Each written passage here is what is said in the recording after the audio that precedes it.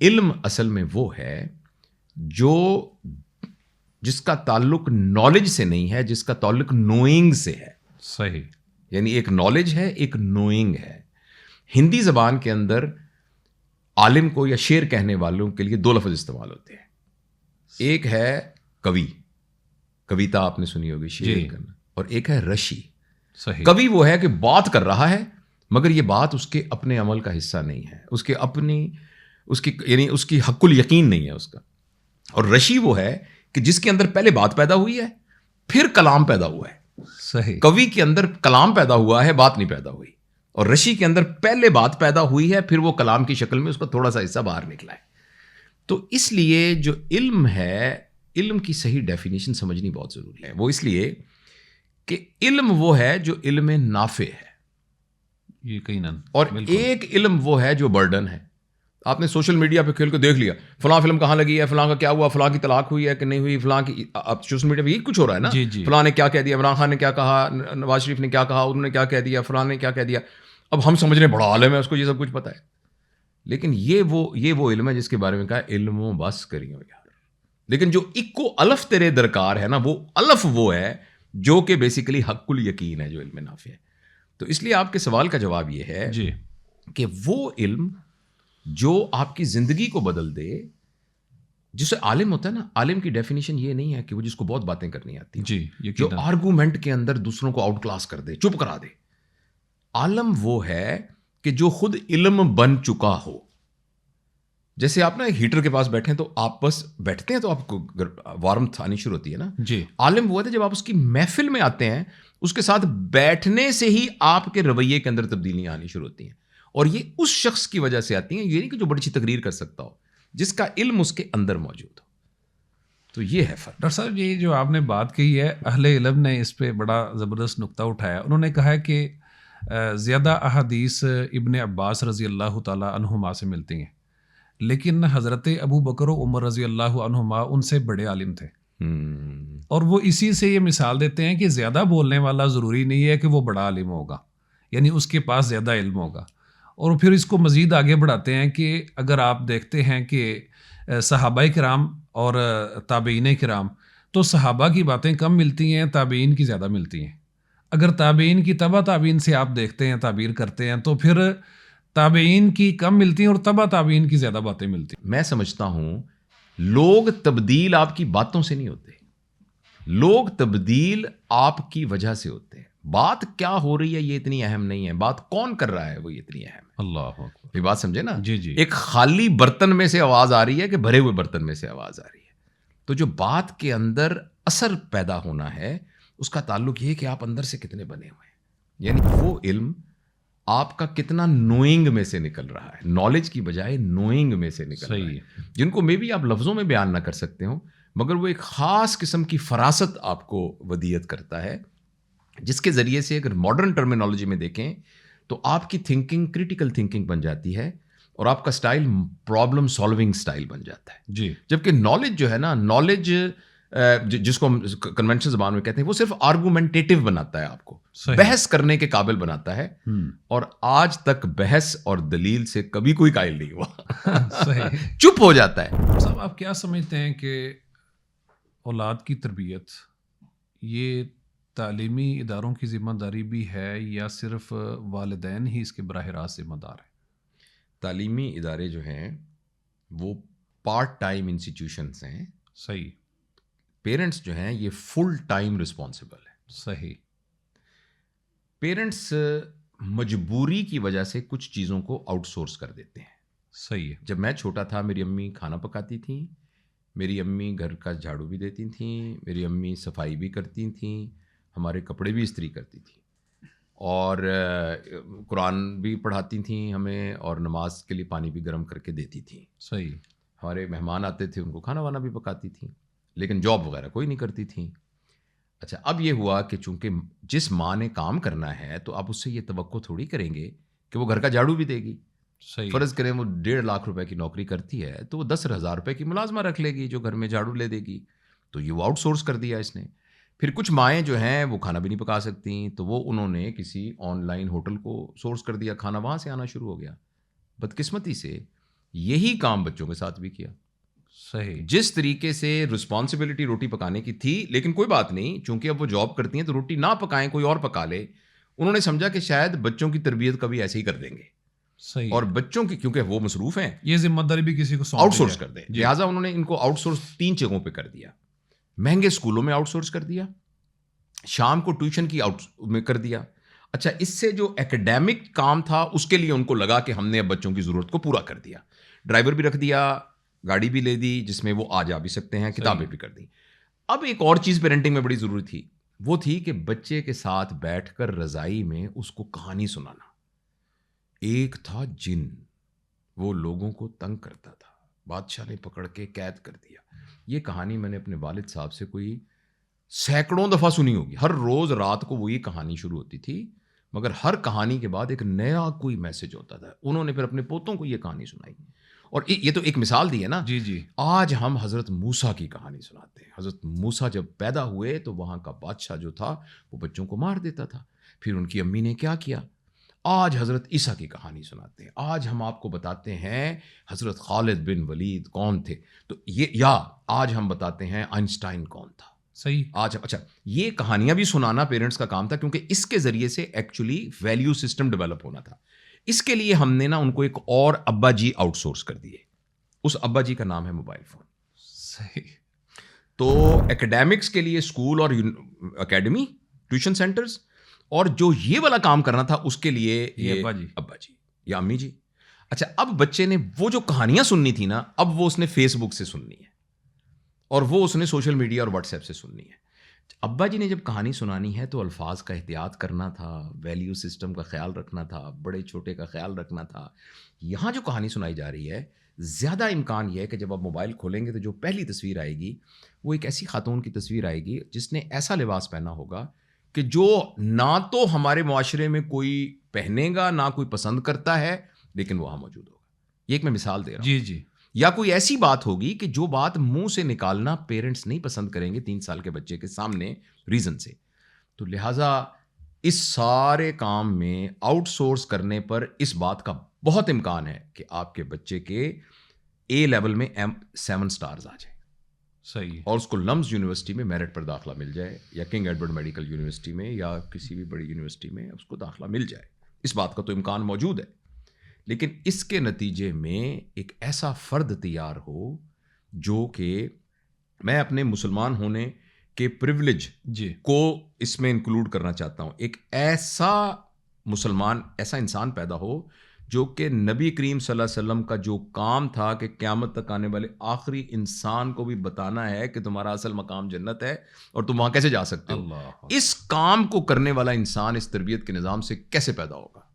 اور اگر ہم اس کو جنرلائز کریں، ہمارے بہت دیکھنے والے ہندو بھائی ہوں گے، کرسچین ہوں گے، سکھ ہوں گے سارے، کہ ایک ایسا انسان جو کہ معاشرے کے لیے لارجر دین لائف کوئی کام کر کے جائے. صحیح. لیکن اب یہ جو مائک لگا ہوا ہے، ایک شخص ہے جس کا نام نہ آپ کو پتا ہے نہ مجھے پتا ہے. جی بالکل. اس نے لارجر دین لائف کوئی کام کیا ہوا ہے. جی ٹھیک ہے نا. جو کام لائف سے ریلیٹڈ ہے نا، وہ کام ہے جو آپ کے گھر کے باہر بندھی ہوئی بکری کر رہی ہے. یعنی اپنے بچے کو دودھ دینا، اپنے بچے کو پیدا کرنا، اس کو دودھ پلانا، اس کو یعنی بچانا، پروٹیکشن دینی، اور پھر اس کو آزاد کر دینا. تو یہ جو کام ہے یہ اینیمل لیول کا کام ہے. تو اگر میں نے اپنے بچوں کو پڑھایا لکھایا کر کے یہ کر کے نوکری کر دی تو میں میکسیمم اینیمل لیول پر پہنچا. انسانی سطح کا کام یہ کہ میں نے کوئی ایسا کام کیا جو لارجر دین لائف تھا. جیسے جس نے مائک بنانے والے نے کیا، ہمیں اس کا نام نہیں پتا، مگر اس نے ایک کام کر دیا ہے جو لارجر دین لائف ہے. اچھا، میں اور آپ تو اس مٹیریل ڈیولپمنٹ کے بھی مکلف ہیں، یہ بھی ہمیں کرنی چاہیے. ہم تو اس سے اوپر کی فلسافیکل ڈیولپمنٹ کے مکلف ہیں. جی بالکل. نبوی سوچ کے مکلف ہیں. ہمارے ذمہ تو یہ کام تھا کہ ہم نے ایکچولی پوری دنیا کے لوگوں کو، جو ایک منشائے تخلیق کائنات ہے اور جو انسانوں کے سفر کی پوری کہانی ہے، جو کہ ایک یعنی ڈیوائن سورس کے ذریعے سے اور اتھینٹک طریقے سے حضرت محمد صلی اللہ علیہ وآلہ وسلم جو پورے ایک مثال کے طور پر سامنے موجود تھے، ہم تک پہنچی ہے. اب یہ مجھے بتائیں کہ جس تربیت کو ہم تربیت کہتے ہیں، یہ تربیت اس منزل سے تو اس کا کوئی تعلق نہیں ہے. تو اس کو دوبارہ ٹریک پر لانا، میں نا امید بالکل نہیں ہوں. صحیح ہے. میں اور آپ اگر یہ باتیں کر رہے ہیں نا, جی جی اس کا مطلب یہ ہے کہ ہم اس کے بارے میں سیریس ہیں. سیریس یہ جو ہمارے بہن بھائی بیٹے بیٹیاں سن رہے ہیں, جی یہ سیریس ہیں جی اور یہ لے آئیں گے انشاءاللہ. انشاءاللہ. الٹیمیٹلی یہ ہو جائے گا, لیکن یہ کہ اس کے لیے قربانی کرنی پڑے گی مجھے اور آپ کو, اور وہ قربانی بہت پلیجریبل قربانی ہے. یعنی قربانی کا مطلب یہ ہے کہ جب آپ اپنے آپ کو تھوڑا بدلیں گے اور اس ماڈل کو فالو کریں گے جو نبی کریم صلی اللہ علیہ وسلم کا ماڈل ہے, تو ایکچولی ہو سکتا ہے آپ کو کنوینئنس نہ ہو, مگر آپ کے اندر ایک بلس پیدا ہوگی. بلس جو ہے نا, وہ ہیپینس اور ان ہیپینس سے اوپر کی ایک اسٹیٹ ہے. صحیح. یعنی جس کو آپ, بڑا زبردست عربی کا لفظ ہے, شاید اردو میں اس کا کوئی نہ ہو, سکینہ. اللہ. آپ کے اوپر سکینہ نازل ہوگی. سکینہ ایک ایسے شخص پر بھی نازل ہو سکتی ہے جو کہ ایک چٹائی پر لیٹا ہوا ہو, جس کی وجہ سے چٹائی کے اس کے نشان وہاں پڑے ہوں, اور اس نے صرف جو کی روٹی کھائی ہو اور 2 کھجوریں کھائی ہوں, اور وہ گرمی میں بیٹھا ہو, اس شخص پر بھی سکینہ نازل ہو سکتی ہے. تو نہیں, سکینہ وہ کیفیت ہے جو کہ انسان کو خوشی اور غمی سے بھی بیونڈ لے جاتی ہے. اللہ اکبر. یہ میرا ڈاکٹر صاحب, آپ کیا سمجھتے ہیں کہ اولاد کی تربیت کے حوالے سے والد کی ذمہ داری زیادہ ہے یا والدہ کی؟ وہ ایک بات میں نے نا بہت دفعہ کہی ہے, جن لوگوں نے میری ویڈیوز دیکھی ہیں وہ کہیں گے ہاں یہ وہی بات کرنے لگا ہے. وہ بات یہ ہے کہ ہمارے دیہات کے لوگ جو ہوتے ہیں نا, جی, جب وہ پیسے ان کے پاس اکٹھے ہو جاتے ہیں, بیٹیوں کی شادیاں وہ کر لیتے ہیں, تو وہ کہتے ہیں میں نا ہوں مکے مدینے چلے ہیں. اچھا. تو ان کو کہیں مکہ مدینہ تو 2 الگ شہر ہیں, ان کے درمیان تو 300-400 کلومیٹر کا فاصلہ ہے. وہ کہتے نہیں, مکہ مدینہ نبی دا شہر اتنے چلے ہیں. صحیح. بچے کے لیے ماں باپ مکہ مدینہ ہوتے ہیں. کیا بات. یعنی وہ لگتا ہے باپ اور ہے ماں اور ہے, نہیں. ہاں جی, بچے کے لیے یہ مکہ مدینہ ہے. صحیح. تو دونوں کو ایز اے یونٹ بچہ پرسیو کر رہا ہوتا ہے. صحیح. لہٰذا یہ تمام والدین سے گزارش ہے, اگر آپ کی کوئی آپس میں کنفلکٹ ہے اور لڑائی ہے نا, دوسرے کمرے میں اس کو سارٹ آؤٹ کریں. صحیح. بچے کے سامنے آپ ایک یونٹ کے طور پہ پریزنٹ. صحیح. سب سے زیادہ بچے کے لیے سٹریس اور اذیت کا مقام وہ ہوتا ہے جب ماں بچے کو امپریشن دیتی ہے کہ تمہارا باپ ایک فضول آدمی ہے, اور باپ اس کو, بچے کو یہ ضروری نہیں کہ منہ سے کہے, امپریشن دیتا ہے میری شادی ٹھیک نہیں ہوئی, یہ تمہاری امی جو ہے نا یہ زبردستی میرے گلے پڑ گئی ہے. بچے کا نا, بچے کو سمجھ نہیں آتا سچ کیا ہے برا غلط کیا ہے. وہ بالکل 2 ٹکڑے, ایک گلاس ہے درمیان سے آپ اس کو کاٹ دیں, پانی کس میں پئیں گے آپ؟ بچے کا دماغ ایسے ہو جاتا ہے. سپلٹ, اس کو نام سپلٹ پرسنالٹی ہے. صحیح. اس کو نا وہ ایک اور فینومنا بھی ہے, گڈ کاپ بیڈ کاپ. وہ اپنے دل سے حساب لگا لیتا ہے کہ امی اچھی ہیں ابو برے ہیں, یا دل میں ایک حساب لگا لیتا ہے ابو اچھے ہیں امی بری ہیں. تو گڈ کاپ بیڈ کاپ کا کانسیپٹ اس کے ذہن کے اندر آنا شروع ہوتا ہے, اور اس وقت بچے کے اندر ایک کیفیت پیدا ہو جاتی ہے جس کی وجہ سے اس کے اندر جھوٹ کا سیگمنٹ بن جاتا ہے. صحیح. اور وہ پھر اس سارے کام کو مینوپولیٹ کرنے کے لیے نا جھوٹ کا سہارا لینا شروع کر دیتا ہے, اور وہ جھوٹ سیکھ لیتا ہے. تو اس لیے آپ کے سوال کا جواب یہ ہے کہ یہ دونوں کی اجتماعی ذمہ داری ہے. اگر بات طلاق تک بھی آ جائے, کیونکہ ایک اجازت ہے نا اگر وہ, تب بھی بچے کے معاملے میں دونوں کا کنسنسس ایک ہونا چاہیے. وہ بچے کو بتائیں کہ یہ ریزن ہے جس کی وجہ سے ابو اور جگہ رہیں گے, امی اور جگہ رہیں گی. صحیح. لیکن ہم دونوں آپ کے ابو امی اسی طریقے سے. ایک جج صاحب ہیں, وہ یہ بیان کرتے ہوئے رو دیے کہ جب میری عدالت میں اس طرح کا کیس آتا کہ والد بچے کو اپنی طرف کھینچ رہا ہے اور والدہ اپنی طرف کھینچ رہی ہے, تو ہمارے لیے وہ لمحات بڑے اذیت بھرے ہوتے تھے. یعنی آپ کہہ رہے ہیں کہ جس طرح ملنے کے کچھ آداب ہیں, جدا ہونے کے بھی کچھ آداب ہونے چاہیے.